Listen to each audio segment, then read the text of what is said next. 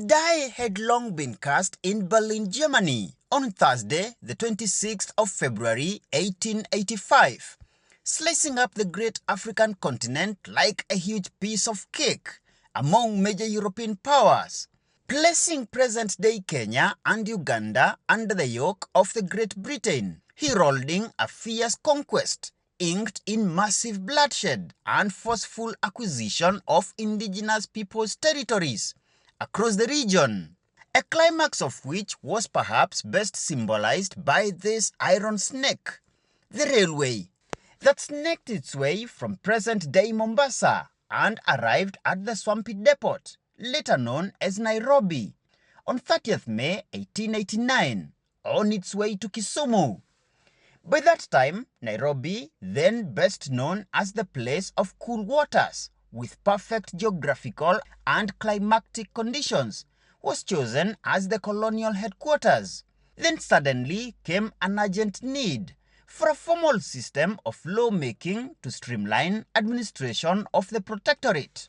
Consequently, the Legislative Council, better known as Legco, was born, following the promulgation of the East African Order in Council in 1906.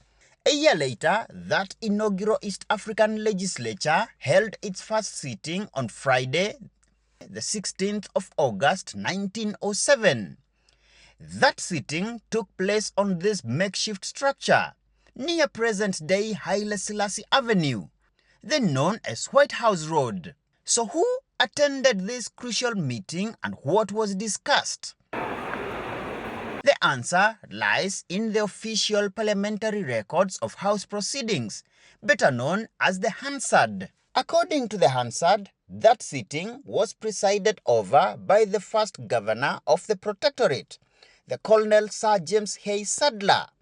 Sir Sadler is historically remembered for spearheading the initial alienation of the indigenous people's land for white settlers, and later also rejecting requests from medical practitioners to petition London for the relocation of the colonial headquarters from Nairobi, which they claimed was highly susceptible to tropical diseases like malaria, sleeping sickness, and smallpox. During the said inaugural Legco sitting, the clerk of the council was a British photographer, one Reginald Granville, who had relocated to Africa as a colonial administrator. Also at the meeting was the Crown Counsel, Ralph Combe, who at the time also served as the Protectorate's Attorney General, the colonial treasurer, Sir Charles Calvert Bowring, a British geologist then serving as a senior commissioner for the Kavirondo region, Mr. Charles William Hobley, former Commissioner of Lands John Alexander Montgomery. Also present was Lord Delamere, representing the white settlers, and John Henry Wilson, representing commercial and settler interests in the coastal region. Others were Principal Medical Officer, Colonel James Will, and General Manager of the then Uganda Railways, Augustus Frederick Currie. According to the Hansard, the first business of the day was administration of oath on the members present, save for the colonial governor who presided over the session. The House then considered the standing rules and orders, the equivalent of today's standing orders, which were introduced to the council by the colonial governor, read over by the clerk, and approved by the members without any dissent.